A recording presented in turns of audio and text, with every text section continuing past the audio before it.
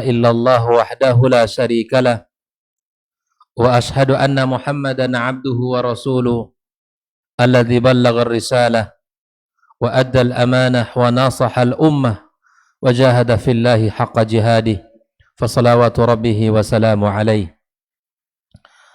قال تعالى يا أيها الذين آمنوا اتقوا الله حق تقاته ولا تموتن إلا وأنتم مسلمون.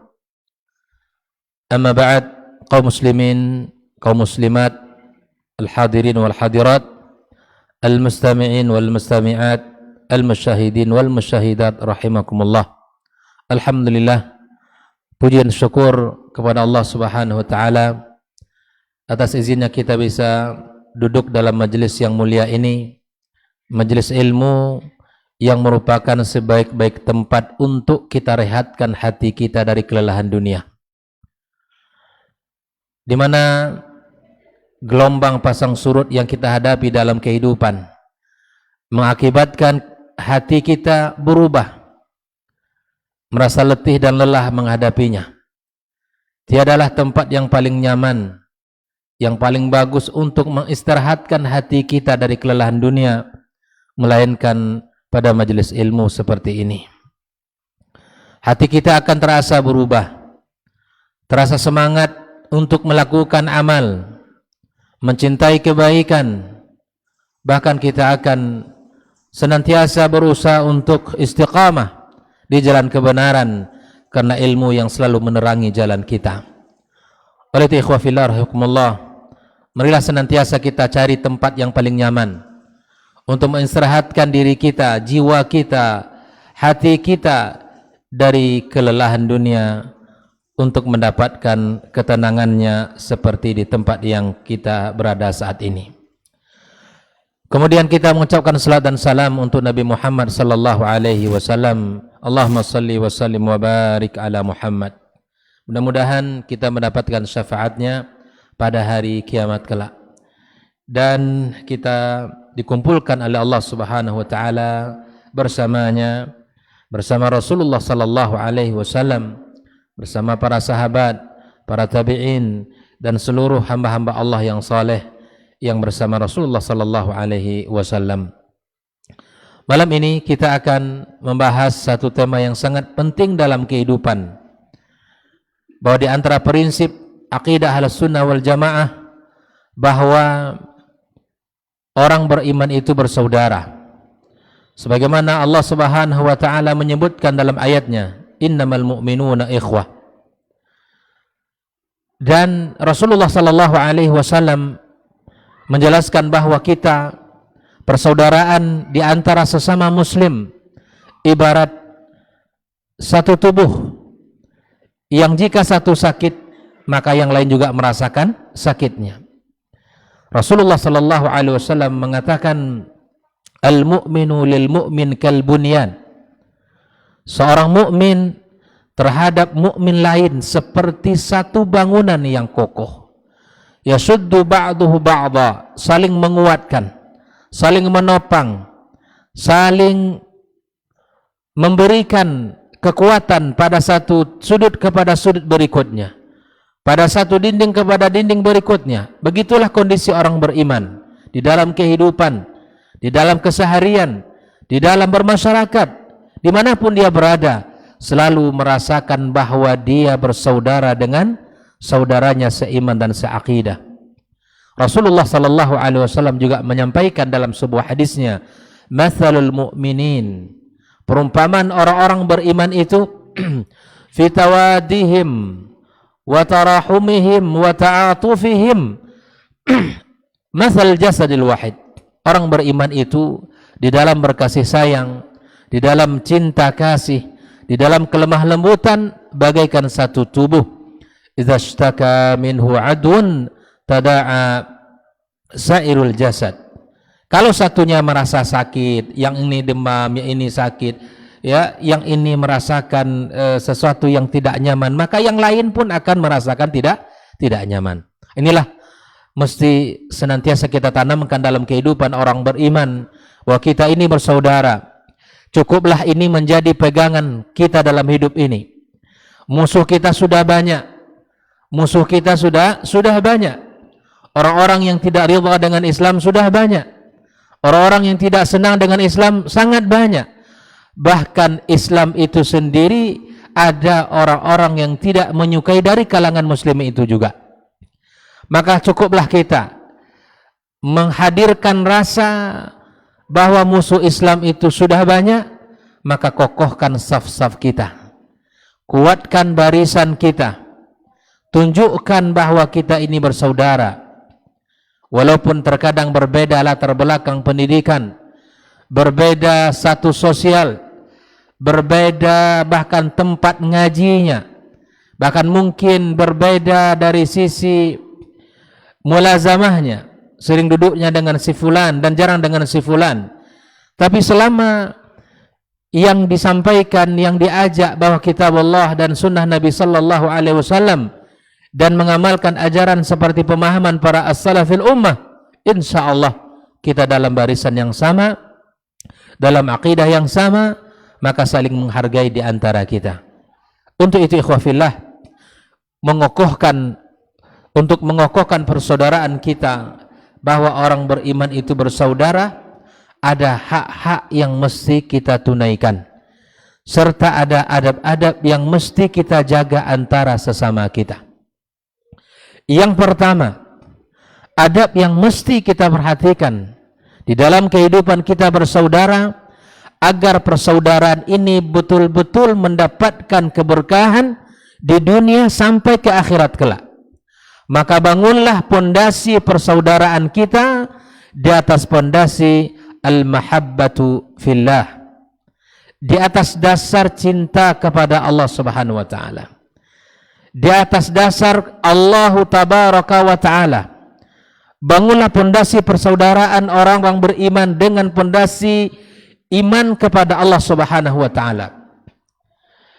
Tidak karena tujuan-tujuan duniawi, tidak karena unsur-unsur duniawi, mungkin karena ada jabatan yang ingin dijanjikan kalau dia dekat dengan saudaranya, bukan karena ada nilai dunia yang ia dapatkan ketika dia bersaudara dengannya. Maka disebutkan oleh para ulama, wa man kanat mahabbatuhu fillahi wa ukhuwatuhu fillahi faqad balagha al-ghayah. Apabila persaudaraannya, apabila hubungan dia dengan saudaranya sesama muslim dibangun di atas cinta kepada Allah, maka sungguh dia telah sampai pada puncak persaudaraan.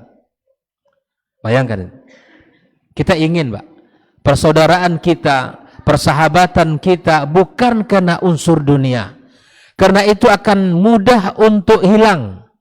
Kalau ada di hati kita dekat dengan si fulan, ada unsur dunianya, ada maslahat yang akan kita cari darinya, maka sedikit saja hati kita rusak atau sedikit saja perasaan kita terganggu, maka hilanglah persaudaraan itu.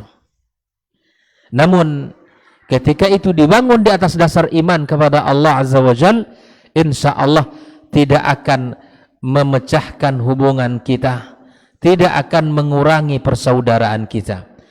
Oleh itu ikhwah fillah, mari kita lihat bagaimana Islam memberikan penghormatan, penghargaan, pahala yang sangat tinggi di sisi Allah Subhanahu wa taala. Di dalam sebuah hadis Rasulullah sallallahu alaihi wasallam meriwayatkan, innallaha yaqum atau innallaha yaqulu yaumal qiyamati, sesungguhnya Allah Subhanahu wa taala akan berkata di hari kiamat kepada siapapun yang membangun persaudaraannya karena Allah Subhanahu wa taala, maka akan Allah Subhanahu wa taala katakan kepadanya, ainal mutahabuna li jalali, al-yawm udhilluhum fi dhilli. Di hari kiamat kelak, orang-orang yang mendasarkan cinta mereka karena Allah, Allah akan panggil, Allah akan cari mereka.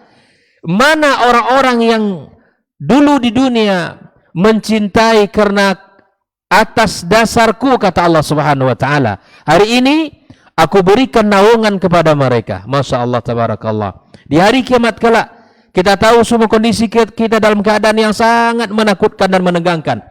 Tapi orang-orang yang telah mendasarkan persaudaraan di dunia karena Allah Azza wa Jalla, maka hari itu kata Allah, uzilluhum fi zilli, aku berikan mereka di bawah naunganku di hari kiamat kelak. Yauma la zilla illa zilli. Hari itu ikhwafillah tidak ada naungan kecuali apa yang diberikan oleh Allah Subhanahu wa taala. Makanya ikhwafillah hari ini ya sungguh sangat merugi kita. Hampir setiap 5 waktu kita berjumpa dalam masjid ini, bahkan dalam majlis ini. Oleh itu ikhwafillah, sadarilah bahwa ini adalah peluang yang sangat besar untuk mendapatkan naungan Allah Subhanahu wa taala di hari kiamat kelak. Oleh itu, jadikan persaudaraan kita, hubungan kita, ukhuwah kita di atas dasar iman kepada Allah Subhanahu wa taala. Kemudian di dalam sebuah hadis Nabi sallallahu alaihi wasallam disebutkan pula tentang sebuah kisah yang sangat luar biasa, di mana Nabi sallallahu alaihi wasallam menceritakan ada seorang laki-laki yang mengunjungi saudaranya di sebuah kampung yang sangat jauh. Lalu kemudian Allah Subhanahu wa taala mengutus malaikat, yang kemudian malaikat ini berubah seperti manusia. Lalu malaikat ini mendatangi si fulan yang mengunjungi saudaranya di sebuah kampung nun jauh di sana. Lalu dikatakan kepadanya, kemana engkau pergi? Si fulan ini mengatakan, saya hendak menuju sebuah kampung yang jauh di sana. Saya akan mengunjungi saudaraku yang ada di kampung tersebut. Lalu malaikat ini mengatakan, hal laka alaihi min ni'matin tarudduha atau tahfadhuha atau ta'khudhuha. Apakah kamu datang ke situ karena ada satu nikmat yang kamu ingin peroleh darinya atau yang kau dapatkan darinya? Kata kemudian laki-laki ini mengatakan, qalala, tidak ada unsur duniawi saya mendatangi dia, ghaira anni ahbabtuhu fillah, kecuali karena saya mencintai dia karena Allah Subhanahu wa taala. Ikhwah fillah. Qala fa inni Rasulullah, sesungguhnya saya ini adalah utusan Allah Subhanahu wa taala. Ilaika bi anna Allah qad ahabbaka kama ahbabtahu fihi. Aku ini adalah utusan Allah yang diutus kepadamu khusus untuk menyampaikan bahwa Allah menyukai kamu seperti mana engkau menyukai saudaramu. Bayangkan, Pak. Kalaulah bukan karena kedudukan yang sangat tinggi mencintai saudara karena Allah, Allah tidak akan utus malaikat untuk menjumpai hamba Allah yang saleh ini, yang datang jauh dari kampung sebelah menuju kampung yang jauh di sana hanya untuk berkunjung karena dia mencintai karena Allah Subhanahu wa taala. Nah, PR kita ikhwah fillah, sudahkah kita pernah melakukan satu kali minimal dalam hidup kita melakukan amal yang sangat mulia ini, mendatangi saudara kita yang mungkin jauh, yang dia tidak mungkin dan mengira kita ini bisa datang berkunjung kepadanya? Mungkin sahabat lama kita, mungkin dulu adalah sama-sama main di kampung kita waktu kecil, main bola, main kelereng, main apa saja. Hari ini dipisahkan oleh jarak yang sangat jauh. Kita tinggal di Pekanbaru atau tinggal di Kuala ini. Mungkin saudara-saudara kita yang dulu sahabat-sahabat dekat kita yang tidak keluar dari kampungnya, subhanallah, kita kunjungi lillah azza wa jalla, maka yakinlah itu akan tercatat di sisi Allah. Coba saya menasihati diri saya dan kita semua hadirin dan seluruh kaum muslim dimanapun berada, sudahkah kita mengamalkan satu amalan yang mulia ini dalam kehidupan kita minimal sekali menjelang kematian kita? Lakukanlah. Datang kita kepadanya hanya berkunjung karena Allah Subhanahu wa taala. Tidak ada unsur-unsur yang lain. Tidak ada keinginan-keinginan duniawi dari kita. Tetapi karena dasar Allah, itu yang membuat kita untuk bisa mendatangi dia. Kaum muslimin dan muslimat rahimakumullah. Inilah hak yang pertama atau adab yang pertama yang mesti kita bangun di dalam persaudaraan sesama saudara kita sesama muslim adalah mendasari cinta kita karena Allah Subhanahu wa taala. Ya. Yang kedua, atau sebelum hal itu, ya sebelum kita melanjutkan poin yang kedua, ikhwah fillah rahimakumullah, ada satu pelajaran penting dari Nabi SAW. Ketika kita mencintai saudara kita, ternyata cinta tidak cukup disimpan dalam hati. Cinta itu mesti kita ungkapkan. Bahwa kita mencintai saudara kita karena Allah, itu boleh untuk kita sampaikan kepadanya. Agar dia tahu kalau kita mencintai dia karenanya. Jadi kalau kita mencintai saudara kita karena Allah Azza wa Jalla, maka sampaikan. Maka dalam majlis ini saya sampaikan kepada saudara-saudariku dimanapun berada, inni uhibbukum fillah. Inni uhibbukum fillah. Saya mencintai antum karena Allah Subhanahu wa taala. Di dalam sebuah hadis Rasulullah sallallahu alaihi wasallam, di mana ada seorang laki-laki ya yang ketika itu di samping Rasulullah sallallahu alaihi wasallam, maka kemudian lewatlah seorang laki-laki yang lain. Maka laki-laki itu berkata, "Ya Rasulullah, inni la uhibbu hadha." Laki-laki yang lain itu saya mencintai dia ya Rasulullah.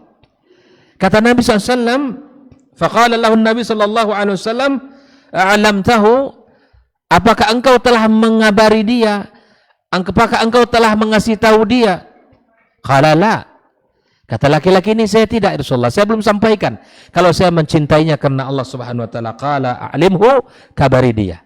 Jadi ternyata Bang harus kita kasih tahu, gitu kan? Kita kasih tahu kepada saudara kita.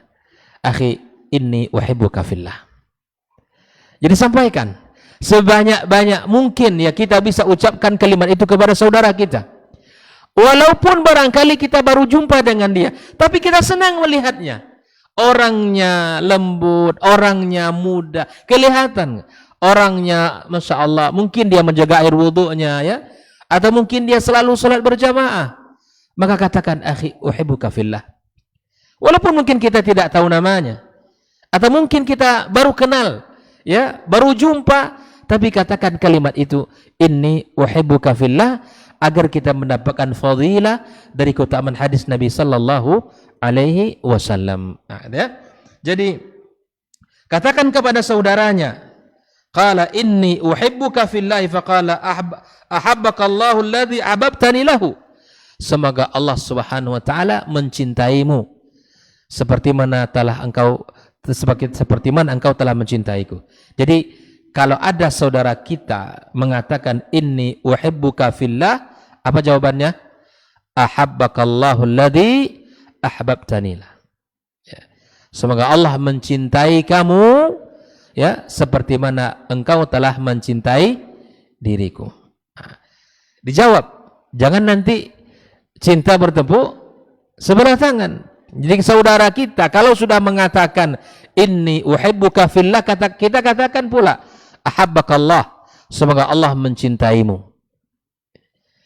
Terkadang sama Kak, karena asingnya di telinga kita, kita ucapkan salam sama saudara kita, assalamualaikum, bingung dia.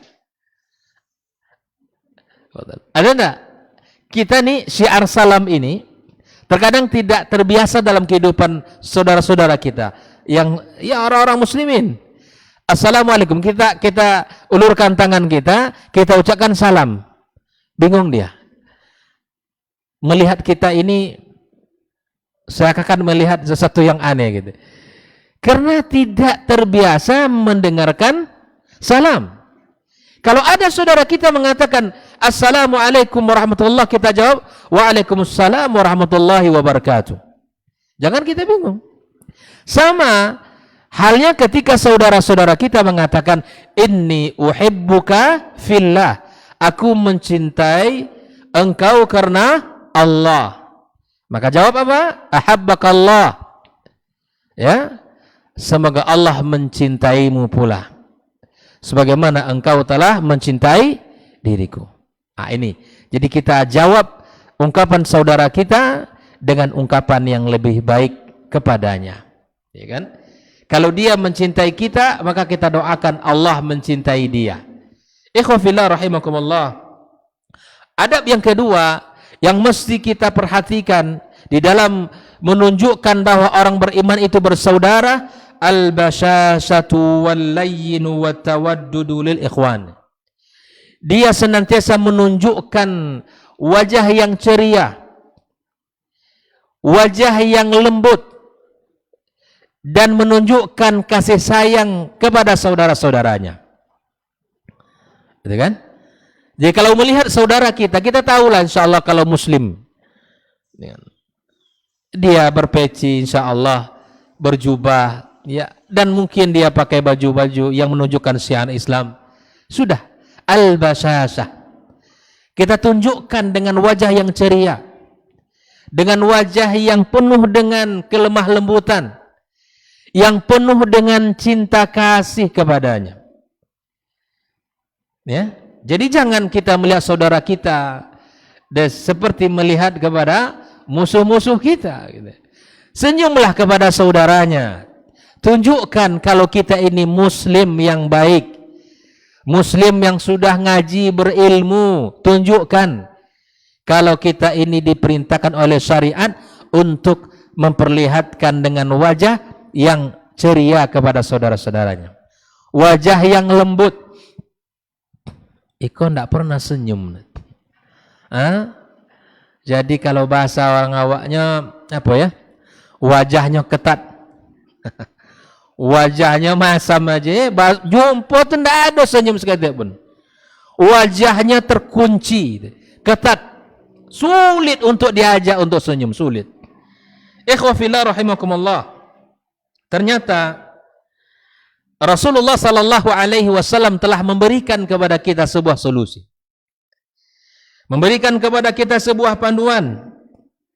Faqala Rasulullah sallallahu alaihi wasallam, la tahqiranna minal ma'rufi syai'a. Kita tidak boleh meremehkan kebaikan walau hanya sedikit. Walau antalqa akhaka biwajhin taliq. Kalau kamu bisa hanya senyum kepada saudaramu, lakukan itu. Kebaikan ternyata. Senyum kepada saudara itu adalah kebaikan. Dan senyum itu adalah sedekah. Bernilai sedekah di sisi Allah Subhanahu wa taala. Ya subhanallah. Bisakah kita ikhwafillah untuk bisa senyum kepada saudara-saudara kita? Bukan hanya bisa senyum kepada saudara-saudara yang sudah ngaji, tetapi kepada siapapun dari saudara-saudara kita sesama muslim, senyum. Walaupun mungkin dia masih merokok, enggak masalah. Walaupun mungkin masih apa lagi? Ya, salat berjamaahnya masih longgar. Walaupun mungkin di dalam pakaian-pakaiannya masih ya belum iltizam dengan pakaian-pakaian yang dianjurkan ya di dalam kehidupan kita, masih isbal, kemudian belum iltizam dengan sunnah-sunnah yang lain, nggak apa-apa, senyumi saja sudah, karena dia adalah saudara yang berhak untuk mendapatkan senyuman kita. Kejanta tu dua jawab tahu kan, yang kalau lebah janggu itu payah senyum kawan, buktikan itu, tunjukkan kalau itu hanya fitnah. Yang dia senyum hanya kawan-kawan yang ngajinya John, atau kawan-kawan yang satu tempat majelis dengan satu masjid saja. Jangan akhi fillah. Wah, kita ini bersaudara. Kita ini bersaudara. Bersenyumlah, tersenyumlah kepada saudara-saudaranya. Karena tersenyum itu adalah tanda sehatnya jiwa. Bukan hanya sehat fisik jasmani, tapi sehat jiwanya. Karena orang yang bisa senyum, orang yang lapang hatinya, orang yang ringan dalam pembawaannya. Makanya Nabi Shallallahu Alaihi Wasallam menyebutkan dalam sebuah hadisnya, tahukah kita orang-orang yang diharamkan oleh Allah atasnya neraka? Hurrima 'alan nari kullu hayyinin layyinin sahlin qaribin minan nas. Ada karakter-karakter manusia ini yang Allah haramkan dia masuk ke dalam neraka Allah Subhanahu wa taala. Siapa mereka? Hayyin, yang mudah. Sifatnya itu tidak ada sulit dengan dia itu. Pokoknya kalau dengan dia itu mudah aja urusan. Tapi ada tipikal orang kalau dengan dia itu banyak syarat. Lain, ada yang karakter manusia yang Allah haramkan dari neraka itu adalah orang-orang yang lembut sekali. Lembut. Sifatnya itu sangat lembut. Sahlin, yang sifatnya itu memudahkan sesuatu, tidak ada menyulitkan. Kalau bun yang dengannya mudah urusan. Ada urusan yang mesti kita selesaikan, mudah urusan. Orang yang memudahkan orang lain, insya Allah akan Allah mudahkan urusannya. Qaribin minan nas, ada orang-orang yang Allah haramkan dari neraka itu, orang-orang yang dekat dengan manusia. Semua orang sepakat kalau dia itu orang baik. Jumpa dengan si fulan, dia merasa dekat. Bagaimana pendapat antum? Allah orang baik dia. Si fulan orang baik, ya Allah. Orang yang begini ini, insya Allah dengan izin Allah, berdasarkan hadis Nabi SAW, qaribim minan nas, dekat dengan hati orang. Kalau Allah sudah menerima, ya, orang tersebut, wudi'alahul qabul fid dunya, Allah akan mudahkan di dunia dan Allah akan jadikan orang mudah untuk menerima. Jangan menjadi orang kebalikan. Kalau disebut nama si fulan, ya Allah, didoakan, ya Rabb, pertemukan kami di surga saja, jangan di dunia. Paham maksudnya? Ya Allah, pisahkan kami dengan dia di dunia ini segera. Pertemukan kami saja di surga, jangan di dunia. Karena orang, ya, kan kata Nabi sallallahu alaihi wasallam, kalau ada orang yang meninggal itu, ya, ada satu di antara dua kemungkinan. Dia istirahat dari kelelahan dunia atau orang istirahat dari kejahatannya. Mana yang kita pilih? Kita pengen bahwa meninggal dunia artinya kita dengan orang baik, tapi kita istirahat dari kelelahan dunia. Tapi jangan sampai kita, ya, meninggal dunia, orang-orang, makhluk-makhluk, hewan-hewan yang ada di dunia ini istirahat dari kejahatan. Waliyadzubillah. Kio-kio awak kau nanti macam mana, gitu ya? Ketika nanti suatu saat seperti kata Umar bin Khattab, al-yaum naqulu, hari ini kita katakan laqad mata fulan, wa laqad mata fulan. Hari ini kita katakan, hari ini meninggal fulan rahimahullah. Hari ini meninggal fulan rahimahullah. Hari ini meninggal fulan ghafarallah. Wala budda yauman minal ayyam, pasti satu hari nanti orang akan mengatakan laqad mata Umar. Pastilah akan dikatakan telah meninggal dunia Umar bin Khattab radhiyallahu taala. Ikhwah fillah, kita berharap kita bisa menjadi orang yang memberikan kesan baik kepada saudara-saudara kita. Dengan kelemah lembutan kita, dengan sapaan manis dan indah kita, dengan akhlak kita, dengan pergaulan kita yang sangat mudah dengan saudara-saudara kita. Ikhwah fillah rahimakumullah. Ini yang kedua, bahwa kita menunjukkan kelemah lembutan dengan wajah yang ceria, penuh dengan cinta kasih kepada saudara-saudara kita. Rasulullah sallallahu alaihi wasallam mengatakan, "Fallahu yuhibbur rifqa fil amri kulli." Allah Subhanahu wa taala mencintai, ya, kelemah lembutan pada dalam setiap segala urusan kita. Kemudian Rasulullah sallallahu alaihi wasallam memberikan satu solusi kepada kita. Jika seandainya diri ini susah untuk senyum kepada saudaranya, sulit untuk bisa kita memaafkan kesalahan-kesalahan saudaranya, maka Nabi alaihi salatu wassalam mengatakan, tasafahu yudhibul ghil. Bersalamanlah kalian, karena salaman itu akan menghilangkan kebencian dan kedengkian. Kalau ada di hati kita menaruh sesuatu kepada saudara kita, segera temui dia dan ulurkan tangan, salami dia. Karena kata Nabi sallallahu alaihi wasallam, satu akan menghilangkan rasa dengki di hati kita. Yang kedua, selama kita berjabat tangan, buat tidak ada dua muslim yang sedang berjabat tangan, lalu kemudian akan berguguran dosa-dosa mereka sampai mereka melepaskan jabatan tangan tersebut. Wa tahadu tahabu, hendaklah kalian saling memberikan hadiah di antara kita, di antara sesama saling memberikan hadiah. Berikan si fulan hadiah, berikan si fulan hadiah, karena itu akan mengundang rasa cinta di hati. Itulah ya, anak tangga yang mesti kita lewati. Ketika di hati kita ada rasa kedengkian, segera salami dia. Jangan palingkan muka kita, jangan hijir dia, tapi salami dia dan kemudian doakan dia. Yang kedua, akhwafillah, berikan hadiah kepada saudara-saudara kita, karena hadiah itu mendatangkan rasa cinta di hati kita. Yang ketiga, di antara hak saudara-saudara kita dan adab-adab terhadap saudara-saudara kita adalah istihbabu bazlin nasihati wa hiya min tamamil ukhuwah. Dianjurkan kita untuk memberikan nasihat kepada saudara-saudara kita, karena itulah di antara bentuk kesempurnaan persaudaraan. Jadi kalau ada orang yang memberikan nasihat kepada kita, itu tidak masalah, itu lebih baik, karena itu adalah bentuk kesempurnaan saudara terhadap saudaranya. Ikhwah fillah rahimakumullah.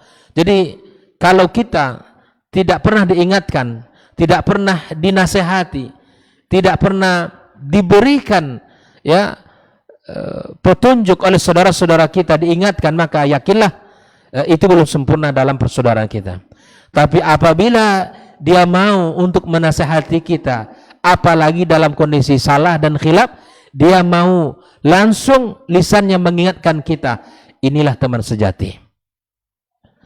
Tapi kalau dia selalu menyanjung-nyanjung kita, salah kita disanjung kita, ya baik kita disanjung kita, ini hati-hati dengan teman yang seperti ini.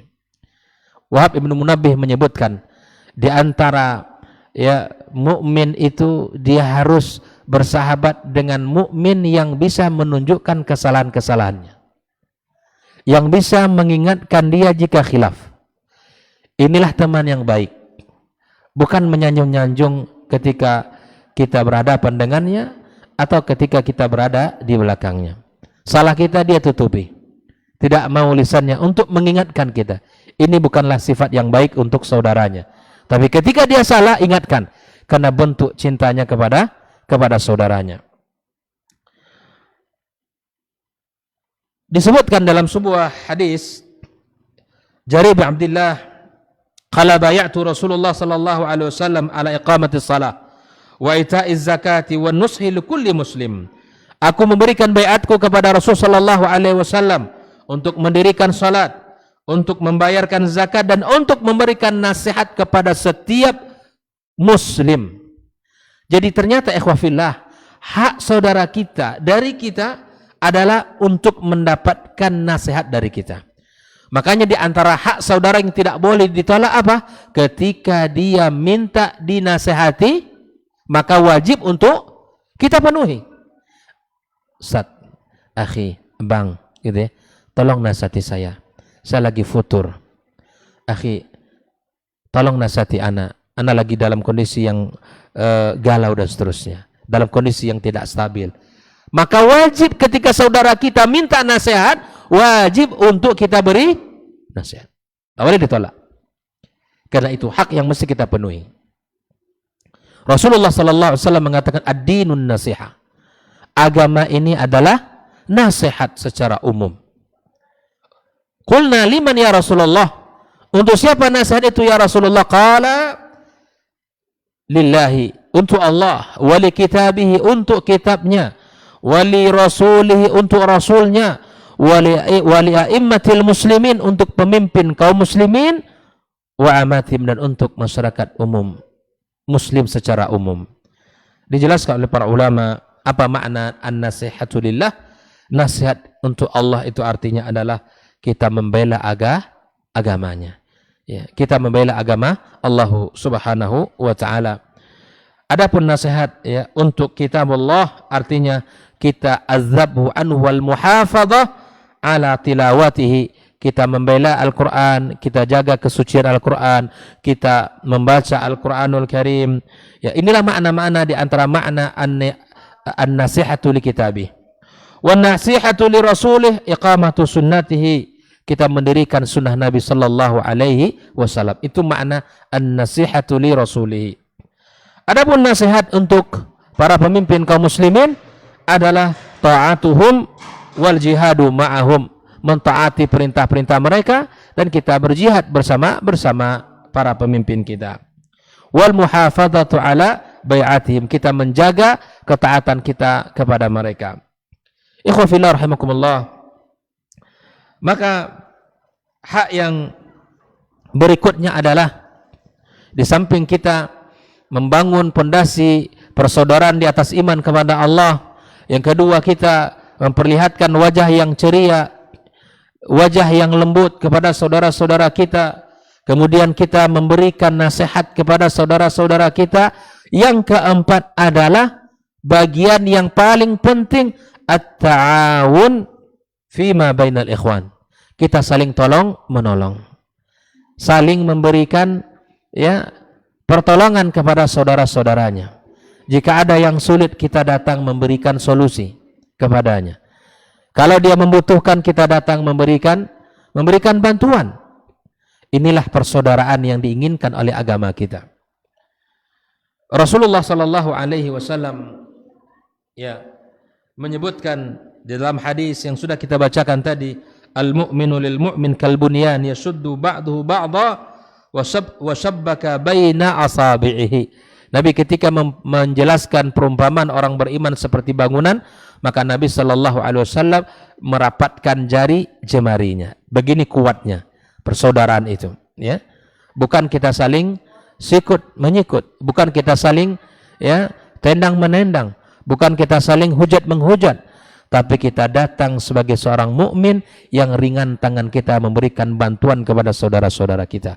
Rasulullah sallallahu alaihi wasallam telah menjanjikan dalam sebuah hadisnya, wallah fi aunil abdi ma kana al abdu fi auni akhihi. Allah senantiasa dalam menolong hambanya selama hamba itu suka memberikan pertolongan kepada saudara-saudaranya. Kalau ingin ditolong Allah, tolong hamba Allah.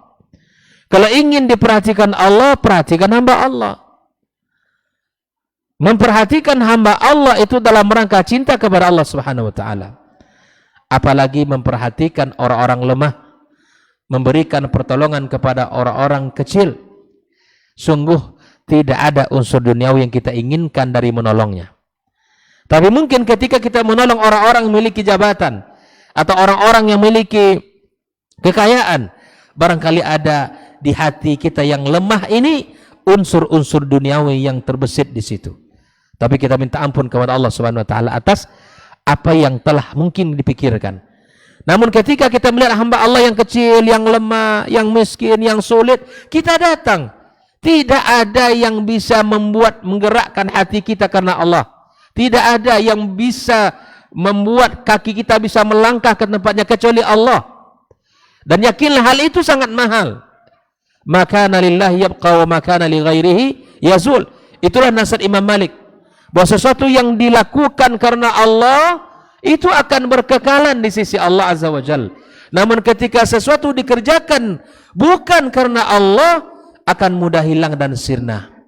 Tidak akan kekal di sisi Allah yang maha kekal, tapi akan hilang segera di dalam hitungan kita. Kaum muslimin rahimakumullah, maka berikan pertolongan kepada saudara-saudaranya, bekerja sama di dalam kehidupan ini.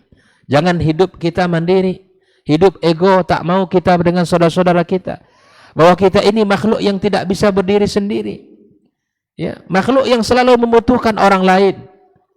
Bahkan Nabi mengatakan di antara bentuk buruknya adab seorang mukmin, dia tidur nyenyak, tidur dalam keadaan nyaman, tidur dalam keadaan pulas, ya, kamar ber-AC, kasur empuk, selimut halus, tapi kemudian saudara-saudaranya, tetangga-tetangganya, kaum muslimin yang ada sekitarnya tidur dalam kondisi lapar, dalam kondisi sulit, tanpa kita memikirkan mereka.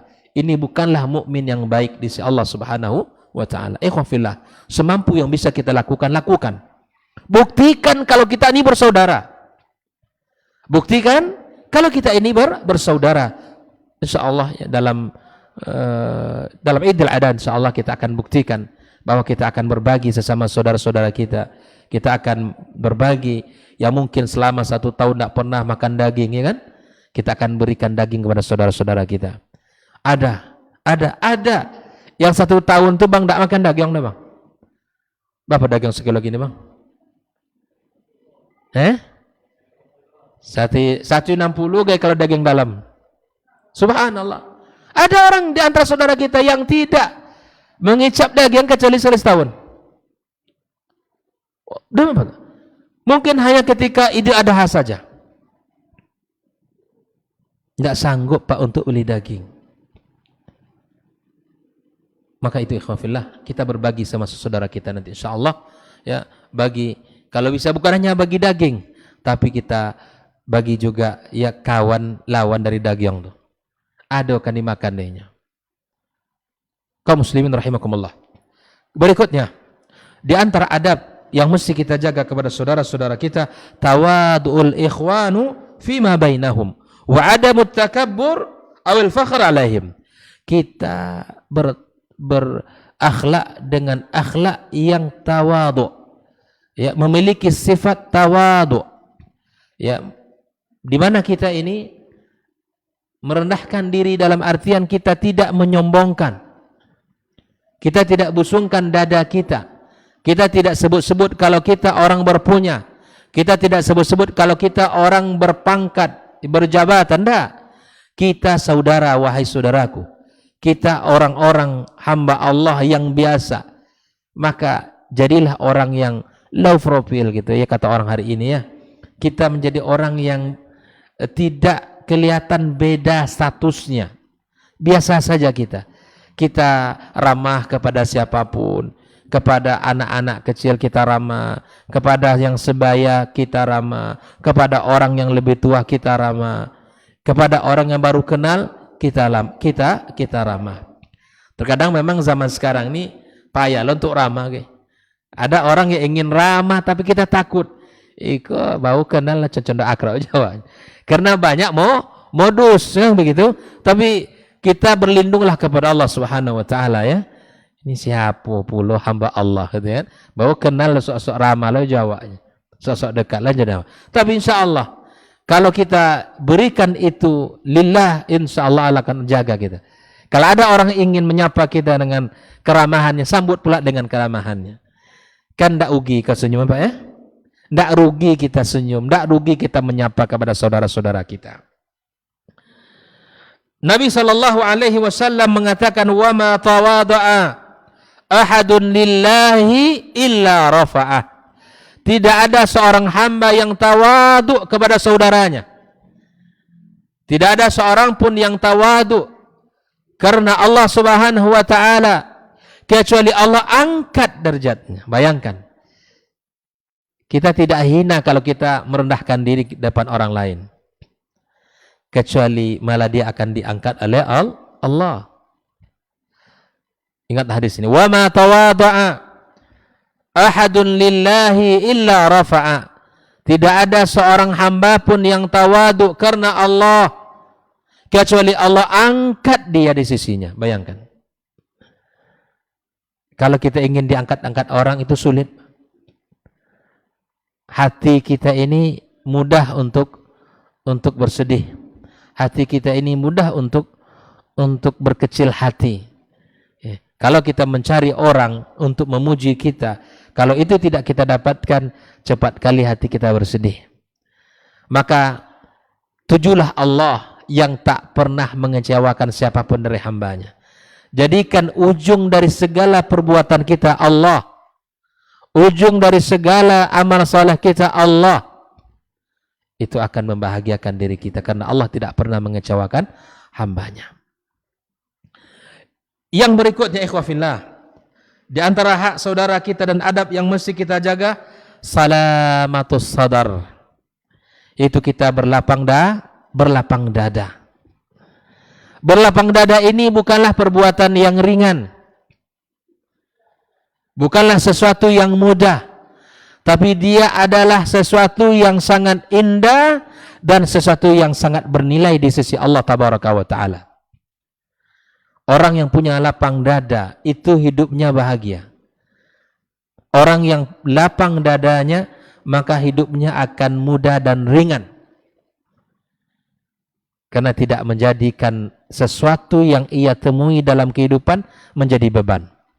Kita ingat di antara salah satu sebab saudara-saudaranya atau sebab di mana Nabi mengatakan bahwa dia adalah penghuni surga. Pernah dengar hadisnya kan? Pernah dengar hadisnya? Ketika Nabi SAW mengatakan ja'akum rajulun min ahlil jannah. Datang kepada kalian salah seorang dari hamba Allah yang menjadi penghuni surga.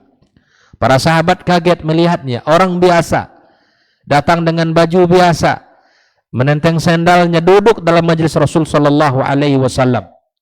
Di hari berikut pun demikian Nabi mengatakan ketika laki-laki itu masuk, ja'akum rajulun min ahlil jannah. Sampai 3 hari Nabi mengatakan ada salah seorang sahabat yang ingin mengetahui apa kira-kira rahasia dari laki-laki ini.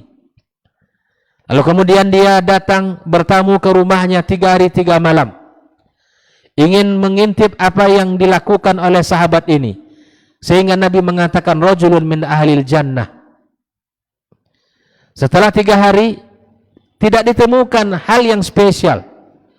Tidak nampak hal yang sangat membedakan antara amalan kebanyakan orang. Sehingga ketika ditanya dia tidak mengatakan saya tidak punya amalan seperti kecuali apa yang kau lihat dari diri saya. Dari malam hari dia tidur seperti tidurnya kaum muslimin. Di saat azan subuh dia bangun pergi ke masjid salat. Dia malam tidak diisi dengan qiyam, malam tidak diisi dengan keluar melihat kaum muslimin yang sulit barangkali diberikan bantuan, tidak. Tetapi di saat sahabat itu ingin pergi, maka dia teringat satu hal yang dia lakukan sebelum ia tidur. Satu hal yang ia lakukan sebelum ia tidur apa? Yaitu memberikan maaf kepada saudara-saudaranya yang telah menzalimi dia di hari itu. Yang kedua, terlebih dahulu dia memberikan maaf kepada orang-orang yang telah menzalimi dirinya. Bayangkan, memberikan maaf kepada saudara-saudara yang telah menzalimi kita, apakah itu perbuatan ringan atau perbuatan berat? Berat di dalam ucapan, tapi memberikan maaf itu bukan perkara ringan, maka wajarlah Allah Tabaraka wa Ta'ala memberikan kepadanya pahala, balasan surga yang luar biasa. Kalaulah bisa ini kita lakukan ikhwafillah dalam kehidupan kita, sebelum kita tidur di malam itu, kita ingat perjalanan kita dalam satu hari, kemana kita pergi, siapa teman komunikasi kita, atau siapa yang barangkali kita katakan bahasa yang barangkali menyinggung perasaannya, kita doakan agar Allah ampuni dosa kita dan Allah ampuni dosanya. Dan kita maafkan saudara-saudara yang telah menzalimi kita, baik dengan perbuatan ataupun dengan perkataannya ataupun dengan sikapnya. Sebelum ia tidur, maka dia memiliki dada yang lapang memberikan maaf kepada kaum muslimin. Dan itulah salah satu amalan yang dilakukan oleh salah satu penghuni surga tersebut. Ikhwafillah rahimakumullah. Maka itulah yang mesti kita miliki bersama. Memiliki dada yang lapang kepada saudara-saudara kita. Tidak ada gading yang tak retak, tak ada orang yang tak bersalah. Siapapun pasti memiliki kekurangan-kekurangan. Ya. Maka ikhwafillah rahimakumullah, berikan ruang dalam hati kita untuk memberikan maaf kepada saudara-saudara kita. Berikan ruang kepada saudara-saudara kita untuk mendapatkan ampunan, maaf dari kita. Jangan gunakan bahasa tak ada maaf untuk dirimu. Jangan.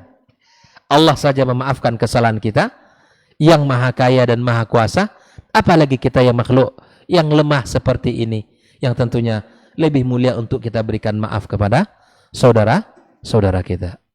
Azan, kita dengarkan azan.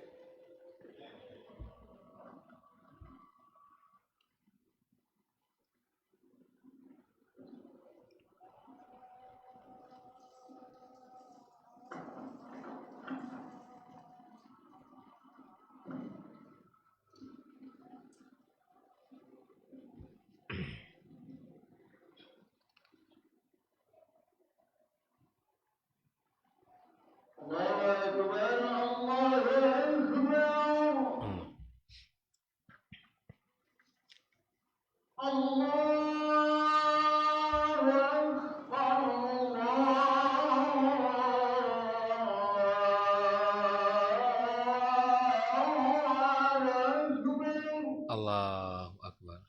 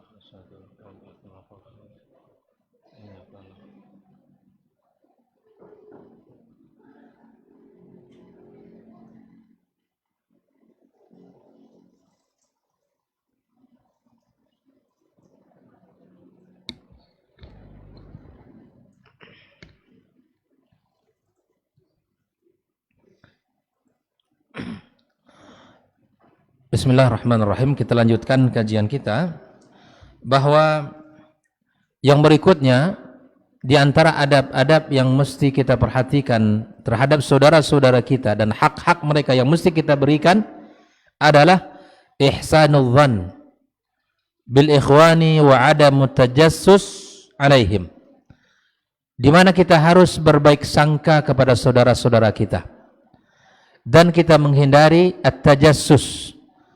Apa itu tajassus? Tajassus, kita, apa arti tajassus? Hah? memata-matai. Kita mencoba untuk mencari, melihat, ya.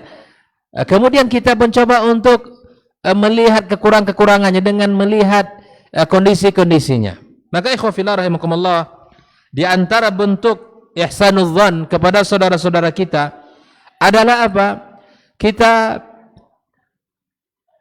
memaknai ucapan mereka yang sampai kepada kita dengan sebaik-baik tafsiran. Kalau ada orang yang mengatakan kepada kita perkataan, ya, bahwa si fulan itu ngomong ini sama antum begitu, maka kita sebagai mukmin mencoba untuk memberikan tafsiran yang paling baik. Kalau seandainya sampai kepada kita sesuatu yang tidak kita sukai, maka carilah beberapa alasan-alasan yang bisa kita terima dari ucapan dia tadi. Barangkali si fulan menginginkan ini kepada saya. Barangkali si fulan menginginkan hal ini. Sampai kita tidak menemukan cacat pada dia terhadap kita. Bayangkan. Maka di antara ungkapan para as-salaf, iltamis min akhika sab'ina uzrah, bahwa kalau ada kamu lihat sesuatu dari saudara-saudaramu tentang dirimu, maka carilah 70 alasan darinya. 70 alasan, sehingga kita tidak mendapatkan celah pada dirinya kepada kita. Ini bentuk daripada al-ihsan atau ihsanudzan. Ihsan al-dzan lil ikhwan. Kita berbaik sangka kepada saudara-saudara kita dan tidak memata-matainya. Kaum muslimin dan muslimat rahimakumullah, di antara adab terhadap saudara-saudara kita atau hak yang mesti kita tunaikan pula, an-nahyu an tahasudi wat tabaghudi wal hijr. Kita menjauhkan segala hasad, saling dengki, saling menghajar di antara kita. Ini bukan sifat seorang muslim dan mukmin yang sejati. Ya, kita harus menutup pintu-pintu hasad, pintu-pintu dengki dan benci kepada saudara-saudara kita. Jangan dibuka syaitan pintu ini untuk syaitan selebar-lebarnya. Karena hasad itu biasanya lahir dari hati yang kotor, dari hati yang tidak bersih. Ya, maka lahirlah hasad, lahirlah kedengkian, lahirlah kebencian, dan pada akhirnya kita tidak menyapa saudara-saudara kita. Oleh itu ikhwafillah, ya, Rasulullah sallallahu alaihi wasallam telah menyebutkan di dalam sebuah hadisnya, ya, la tabaghadu wa la tahasadu wa la tadabaru. Jangan kalian saling benci, jangan kalian saling hasad, jangan kalian saling membelakangi, tidak saling sapa. Wa kunu ibadallahi ikhwana. Jadilah hamba Allah yang bersaudara di antara kita. Jadilah hamba Allah yang bersaudara. Jangan kita mudah untuk terprovokasi oleh ucapan-ucapan, tapi berusahalah kita untuk menenangkan hati dan jiwa kita dan mencari uzur dari saudara-saudara kita. Ya. Maka Rasulullah SAW mengatakan, kalaupun ada hasad, Nabi mengatakan hanya dua yang dibolehkan. La hasada illa fitnataini. Tidak boleh hasad kepada saudara kita, tidak boleh kita iri kepada saudara kita. Ini hasad di sini maknanya ghibtah, sebuah kebaikan, kecuali dalam dua perkara. Yang pertama, rajulun atahu Allahul kitaba wa qama bihi ana al-laili. Orang yang Allah berikan kepadanya Al-Quran, hafal Al-Quran, kemudian Al-Quran dibaca di tengah malam, di salat malamnya, ya, dihidupkan dengan qiyam di malam harinya. Maka orang yang seperti ini boleh bagi kita untuk minta kepada Allah agar Allah berikan kepada kita nikmat itu. Itu boleh. Yang kedua, warajulun a'tahu Allahu malan. Orang yang Allah berikan kepadanya harta, Allah bukakan pintu-pintu kekayaan kepadanya. Fahuwa yatasaddaqu bihi ana al-laili wan nahar. Lalu kemudian laki-laki itu dia infakkan hartanya siang dan malam, dibelanjakan di jalan Allah, dibangun sama dia pesantren, dibangun sama dia lembaga-lembaga pendidikan, dibangun rumah-rumah Allah dengan hartanya. Orang-orang yang miskin dibantu, orang-orang yang sulit diberikan bantuan.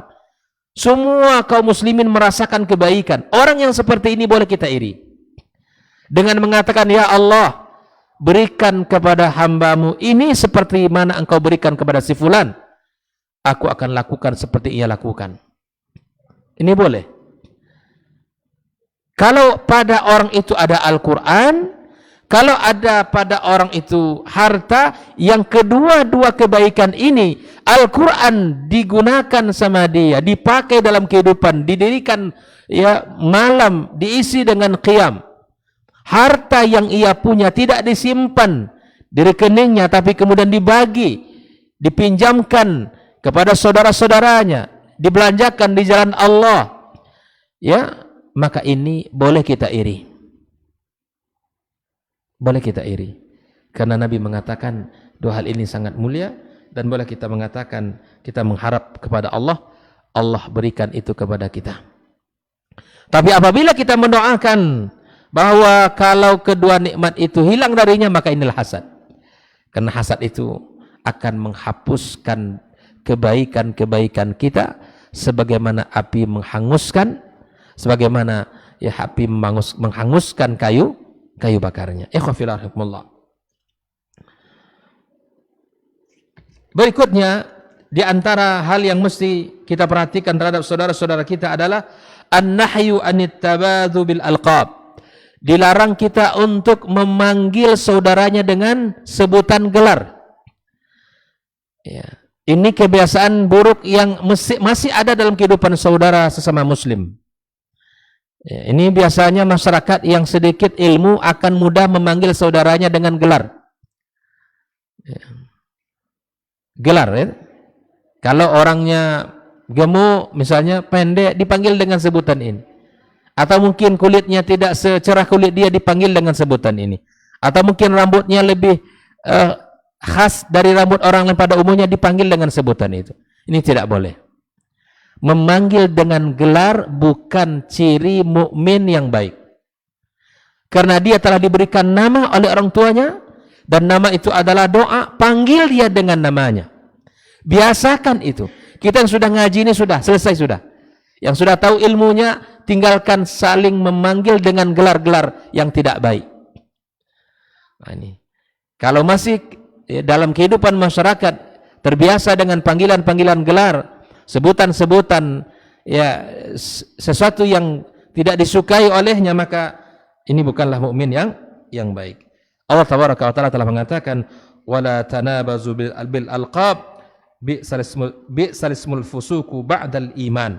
Itulah bahwa seburuk-buruk ya panggilan, kita memanggil dengan panggilan gelar sesama kita. Panggillah dia dengan panggilan yang baik, nama yang telah diberi oleh orang tuanya.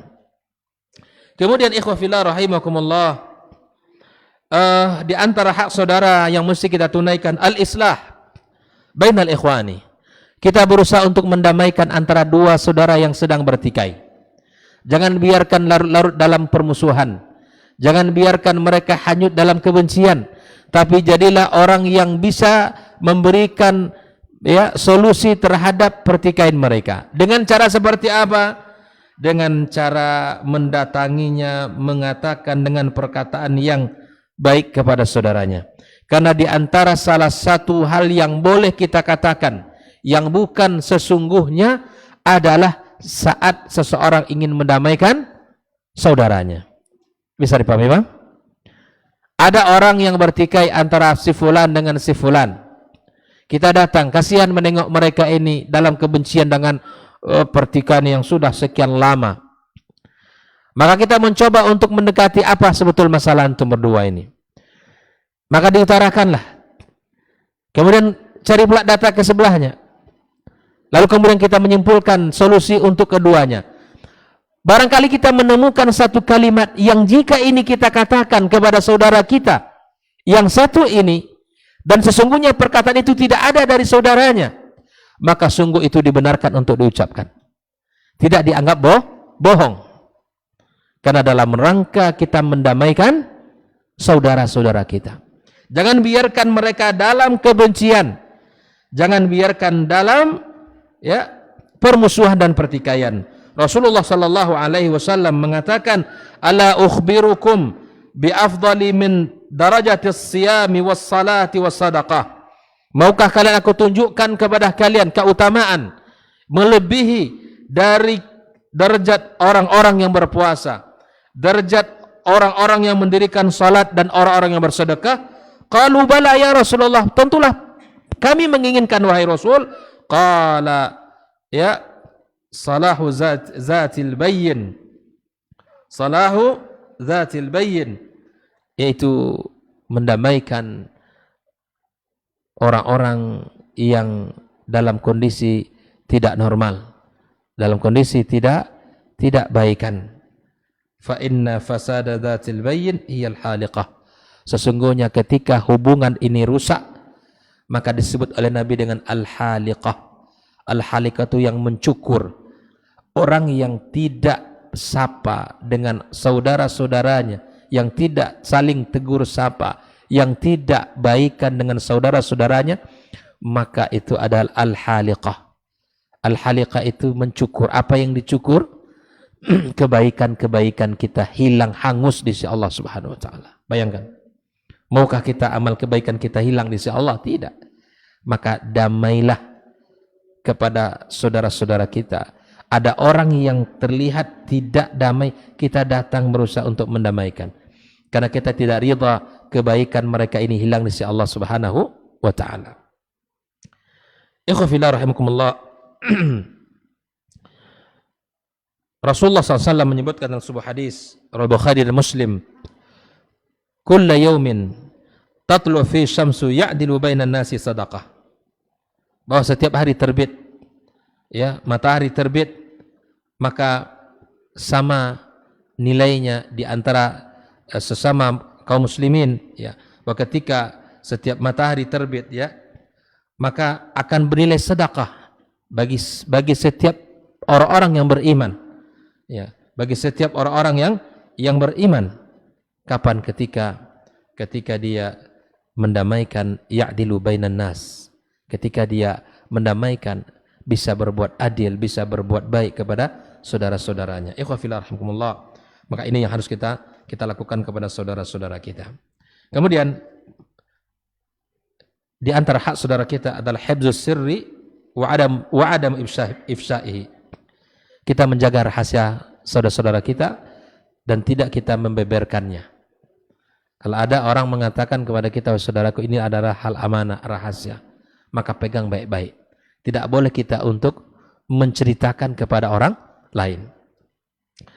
Kemudian di antara hak dan adab terhadap saudara kita, zammu dzil wajhaini. Kita dilarang dan tercela untuk memiliki dua muka. Jumpa dengan si fulan cendeiko pulau muka.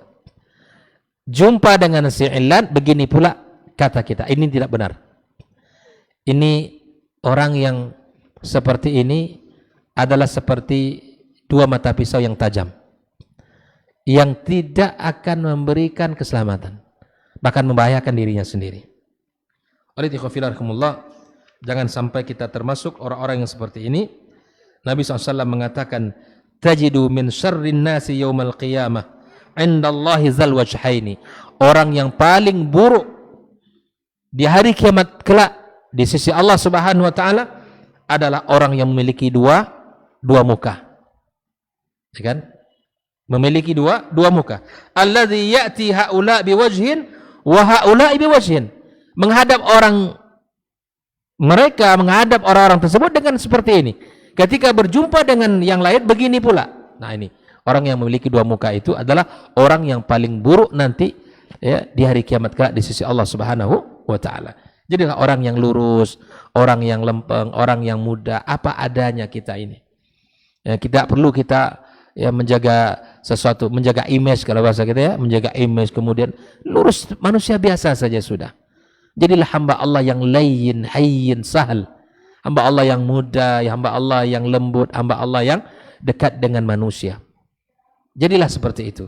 Tidak perlu kita menjadi orang yang menyulitkan orang lain, tidak perlu dengan menyusahkan urusan orang lain, tidak. Jadilah manusia yang memudahkan urusan saudara-saudaranya. Ikhwan fillah rahimakumullah. Kemudian yang terakhir adalah dilarang bagi kita untuk tahribul man, dilarang kita untuk menyebut-nyebut kebaikan-kebaikan yang telah kita berikan kepada saudara-saudara kita. Kalaupun ada bantuan yang kita berikan, cukuplah Allah yang tahu dan Allah yang mencatat di sisinya. Tidak perlu kita sebut-sebut, tidak perlu kita pamer-pamer, ya, karena itu semua akan menghanguskan apa yang kita lakukan. Menyebutkan kebaikan kita kepada orang lain, itu dikhawatirkan menghilangkan kebaikan itu di sisi Allah Subhanahu wa Ta'ala. Cukuplah Allah yang tahu dan cukuplah malaikat yang mencatat. Manusia tidak perlu tahu. Kalaupun kita tidak dipuji orang, tidak disanjung, tidak perlu. Jangan bersedih. Jangan kita berkecil hati. Karena yang kita butuhkan adalah sanjungan Allah dan pujiannya. Wallahu ta'ala alam bissawab. Semoga Allah subhanahu wa ta'ala memberikan kepada kita persaudaraan yang selalu dibangun di atas pondasi iman. Dan memberikan kepada kita kekokohan. Serta mampu hendaknya kita memberikan hak saudara-saudara kita. Memberikan pertolongan. Ya, kemudian berjumpa dengan saudaranya dengan wajah yang ceria. Memudahkan segala urusan saudara-saudaranya, menjauhkan sifat hasad, dengki dan benci kepada saudara kita serta memata-matainya. Kita berusaha menjadi orang-orang yang lembut, orang-orang yang ringan, yang mudah dan memudahkan urusan orang lain. Semoga Allah mudahkan urusan kita di hari kiamat kala. Wa sallallahu ala nabiyyina Muhammadin wasallam. Wa subhanakallahumma bihamdika asyhadu an la ilaha illa anta astaghfiruka wa atubu ilaik. Wassalamualaikum warahmatullahi wabarakatuh.